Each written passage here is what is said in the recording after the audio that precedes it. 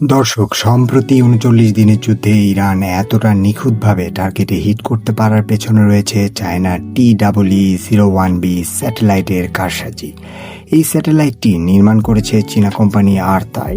এই স্যাটেলাইট ওড়ে মাটির 545 কিলোমিটার উপরে, কিন্তু সবচেয়ে ভয়াবহ হলো এর গতি। দর্শক, এই স্যাটেলাইটের গতি প্রতি সেকেন্ডে 7.5 কিলোমিটার, যা একে অন্য স্যাটেলাইটের থেকে অনেক বেশি স্পেশাল করে।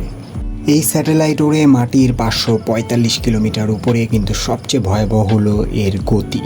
দর্শক, এই স্যাটেলাইটের গতি প্রতি সেকেন্ডে 7.5 কিলোমিটার, যা একে অন্য স্যাটেলাইটের থেকে অনেক বেশি স্পেশাল করে।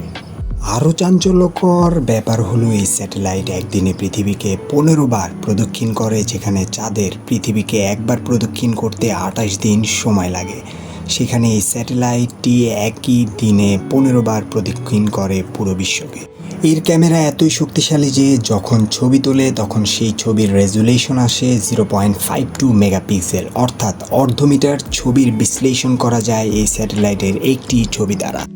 আরও বিস্ময়কর এই স্যাটেলাইট বিক্রির পদ্ধতি। এই স্যাটেলাইট তৈরির পর সরাসরি মহাকাশে পাঠিয়ে দেওয়া হয় এবং এরপর যার কাছে সেল হয় সেই দেশটির হাতে এর যাবতীয় তথ্য তুলে দেওয়া হয়।